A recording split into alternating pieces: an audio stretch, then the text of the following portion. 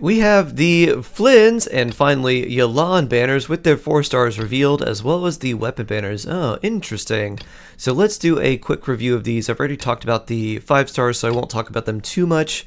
Yelan is really useful, but not someone I would necessarily say is worth your primogems right now, especially if you have someone like Xingqiu, although she still is extremely versatile and splashable in so many teams. But is she worth the amount of primogems to get her? For a lot of people, that's going to be no, but for some people, it's going to be yes. Flins is a very strong damage dealer, but he can basically only play in one team, which is an Electro Charge team, or in his case, Lunar Charge, because we're Nod, Cry, and fancy like that.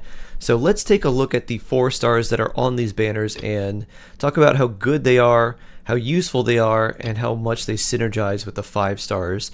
So we'll start with Aino. She is a character that is not good, but quite useful. And this is a weird kind of combination, and the reason she's very useful is because we don't have a lot of other options to pair with characters to increase the Nod Cry resonance. When you have 2 Nod Cry characters and you get Ascendant Gleam for that special Nod Cry resonance, we don't have a lot of other options to pair. It's basically just all 5 stars in one Aino, so she is pretty useful for that. Her constellations are pretty decent as well. Her C1 gives extra EM, her C2 gives you a little bit more hydro application, and then her C6 is also pretty good too. Should you actually try to get C6 Aino? Like, absolutely not. If you're wishing for someone like Flins or like Yelan and you get 1 or 2 copies of Aino, because we all get her for free anyways, that's good enough, honestly. And then we got Sucrose, one of the best 4 stars in the game and super useful for Nod Cry characters because she transfers EM, and a character like Kazuha, who increases damage percent and does the VV shred thing just like Sucrose does, is actually a lot less useful than Sucrose because damage percent does not affect lunar reactions. So lunar charge is not going to be increased by just general damage percent. So that's where Sucrose comes in and is really, really useful because her EM does increase that damage. That'll give him a huge buff. So super, super good character, but she doesn't really come alive super early until later game, after you can farm VV for her and after you can use her in a team that's doing a nice rotation with enough energy. If you're just starting out, she doesn't really feel that strong. And then we've got Dori, who is a pretty good single target healer. She does heal a whole lot, but outside of that, really not super useful. Her energy refund and everything is like kind of nice, and that's probably why she's on the Flins banner, but she doesn't really do enough to justify putting her on a lot of different teams. She can work in a Hyper Bloom team if you give her a lot of EM, and of course she's a decent healer and the energy refund is kind of nice, but honestly not a super great character. So if you were wishing on these banners, you'd want to see 1 or 2 copies of Sucrose at least, so you get Sucrose and then her C1. Her C1's her best constellation. The other one's not really that important. And then after that, you'd actually want to see a lot of copies of Aino just because of how useful she is. But one of the unique things about both Sucrose and Aino is that you don't need to really invest much into either one of these characters for them to be good for you. Aino, you can literally just level up to 20, ascend her, and then if you have a bunch of constellations, like, that's all you need. Give her something that gives her enough energy recharge for her burst, so like ER Sands. Fab Greatsword is really good for her. You can use the previous event Claimer on her as well. I prefer Fab, but that means you need to build a little bit of crit rate on her, and that's all you need. Like, you don't need to level her up past 20, you don't need to level her talents, and then she's still just as useful. Sucrose, you do want to level to 90, but you don't need to level her talents at all. And that's pretty nice because a lot of times with characters you have to level up all of their bursts and their skills, and that's like you got to farm all the books, get all the materials for their ascension.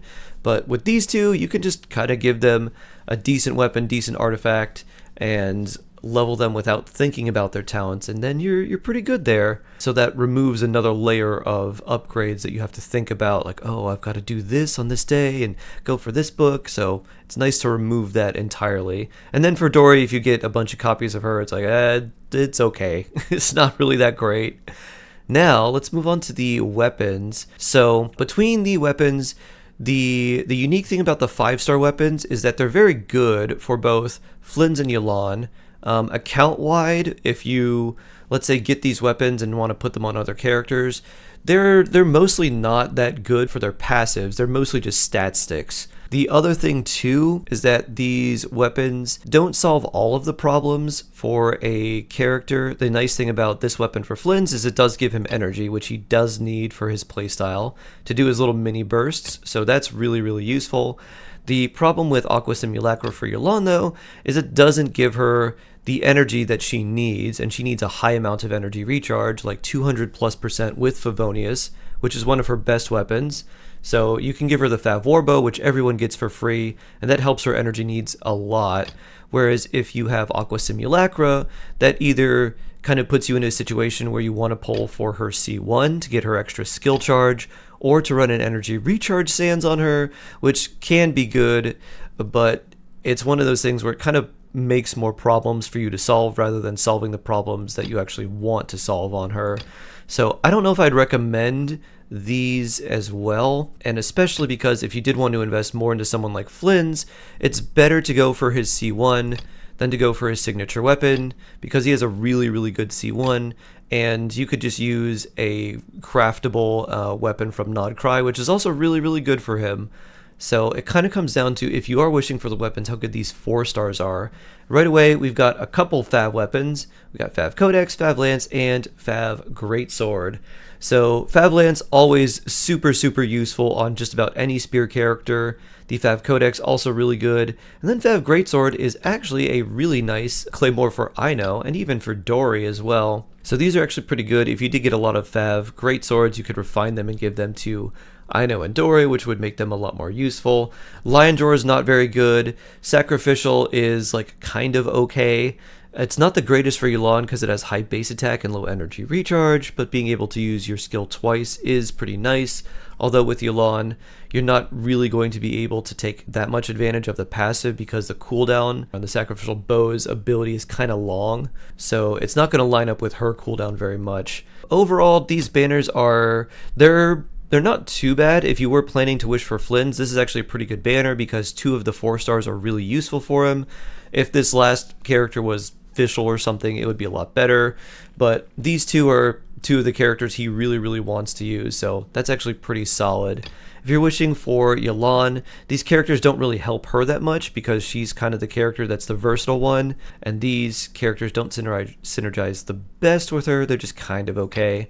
As far as for the weapon banner, it's fairly solid with 3 Fab weapons. That's always useful. They're not the greatest, they're okay. So overall, pretty good character banner for Flins. Yelan banner, not the greatest. And then the weapon banner, also just okay. So weapon banner, I'd say maybe about 3 out of 5. Flins, probably about 4 out of 5 for terms of value. And then Yelan banner, for her and just your account overall, probably like 2 to 3 out of 5. Not the greatest overall. So decent banners if you're wishing for Flins, but otherwise not the best. And maybe you want to save your primos if you are considering going for any of these but weren't sure and wanted to see the 4 stars.